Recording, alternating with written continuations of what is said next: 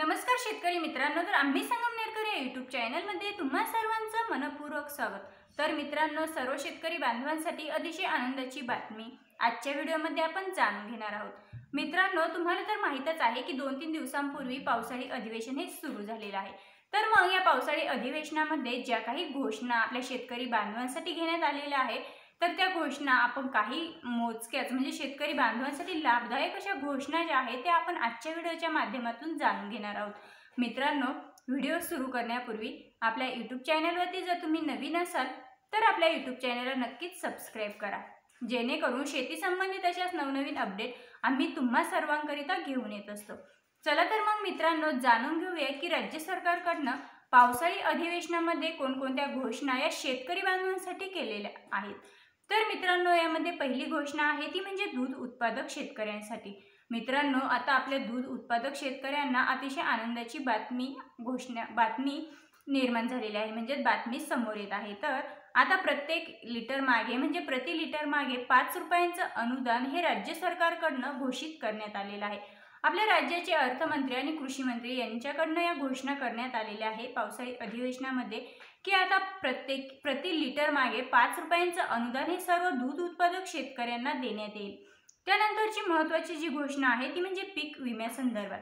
मित्रांनो, ज्या जिल्ह्यातील शेतकऱ्यांना 75% पीक विमा हा जाहीर झालेला आहे, म्हणजे ज्या जिल्ह्यातील शेतकऱ्यांना 75% पीक विमा हा जाहीर झालेला आहे परंतु तो अद्यापही शेतकरी बांधवांच्या खात्यावरती जमा झालेला नाही, तर अशा सर्व जिल्ह्यातील शेतकऱ्यांना लवकरात लवकर 75% पीक विमा हा मंजूर होईल, म्हणजे त्यांच्या खात्यावरती जमा होईल, असंही अर्थमंत्री आणि कृषी मंत्री यांच्याकडून पावसाळी अधिवेशनामध्ये घोषणा करण्यात आलेली आहे।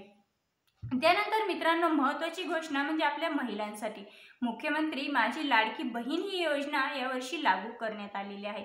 तर मित्रांनो, आपल्या आत्ता पावसाळी अधिवेशनामध्ये ही घोषणा जाहीर करण्यात आलेली आहे की मुख्यमंत्री माझी लाडकी बहीण या योजनेनुसार आता प्रत्येक महिलेला महिन्याला 1500 रुपये हे मिळणार आहेत। तर मित्रांनो, यासाठी काही अर्ज करायचा आहे आणि कागदपत्रांची पूर्तताही प्रत्येक महिलेला करायची आहे। यासाठीचा व्हिडिओही आपण बनवलेला आहे, तर प्रत्येक महिलेने आपल्या कागदपत्रांची पूर्तता करून तो अर्ज भरून द्यावायचा आहे, म्हणजेच कोणतीही महिला या योजनेपासून वंचित राहणार नाही।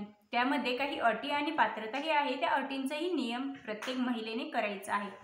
तर मित्रांनो, यानंतरची जी महत्त्वाची घोषणा आहे ती म्हणजे दुष्काळ संदर्भात। तर मित्रांनो, राज्यातील 40 तालुक्यांमध्ये दुष्काळ हा जाहीर करण्यात आलेला आहे आणि या दुष्काळ जाहीर करण्याबरोबरच आता ई-पंचनामे प्रणाली ही संपूर्ण राज्यामध्ये लागू करण्यात आलेली आहे। ही सर्व शेतकरी बांधवांसाठी अतिशय आनंदाची बातमी आणि महत्त्वपूर्ण अशी अपडेट आहे। तर मित्रांनो, यानंतरची जी घोषणा आहे ती म्हणजे मुख्यमंत्री व अर्थमंत्री यांनी असे सांगितले आहे की 15 जुलै पूर्वी सर्व अनुदानाचे पैसे, दुष्काळी अनुदान असेल किंवा बरेच अनुदान आहे, तर ह्या अनुदानाचे पैसे अद्यापही शेतकरी बांधवांच्या काही जिल्ह्यातील शेतकरी बांधवांच्या खात्यावरती जमा झालेले नाहीत। तर मित्रांनो, आता अर्थमंत्री आणि मुख्यमंत्री यांच्याकडून असं सांगण्यात आलेलं आहे की 15 जुलै पूर्वी सर्व शेतकरी बांधवांना सर्व अनुदानाचे थकीत अनुदान जे आहे ते सर्व थकीत अनुदान हे सर्व शेतकरी बांधवांच्या खात्यावरती 15 जुलै पूर्वी जमा होईल, असेही अर्थमंत्री आणि कृषी मंत्री यांनी घोषणा केलेली आहे। तर मित्रांनो, आता हे जे अनुदान शेतकरी बांधवांच्या खात्यावरती जमा होणार आहे तर हे 15 जुलै पूर्वी जमा होणार आहे। त्यानंतर मित्रांनो, आता सोयाबीन आणि कापूस ही उत्पादक शेतकऱ्यांसाठी भरपूर मोठ्या प्रमाणावरती आनंदाची बातमी आहे। सोयाबीन आणि कापूस या पिकांच्या शेतकऱ्यांना आता प्रति हेक्टरी 5000 रुपये 2 हेक्टरच्या मर्यादेमध्ये आता राज्य सरकारकडून संपूर्ण जिल्ह्यातील 34 जिल्ह्यातील शेतकऱ्यांना देणार आहे, म्हणजेच कापूस आणि सोयाबीन या उत्पादक शेतकऱ्यांना ही आनंदाची बातमी आहे की 2 हेक्टरच्या मर्यादेमध्ये प्रति हेक्टर 5000 रुपये कापूस आणि सोयाबीन या पिकांना आता अनुदान हे मिळणार आहे। आणि हे अनुदान आता विधानसभेची निवडणूकही चालू होणार आहे, तर या विधानसभेच्या निवडणुकीच्या आचारसंहितेच्या अगोदरच ही जी रक्कम आहे कापूस आणि सोयाबीन या पीक उत्पादकांना ही विधानसभेच्या आचारसंहितेपूर्वीच म्हणजे आचारसंहिता लागू होण्या अगोदरच शेतकरी बांधवांच्या खात्यावरती जमा होणार असल्याची अर्थमंत्री आणि कृषी मंत्री यांनी घोषणा केलेली आहे।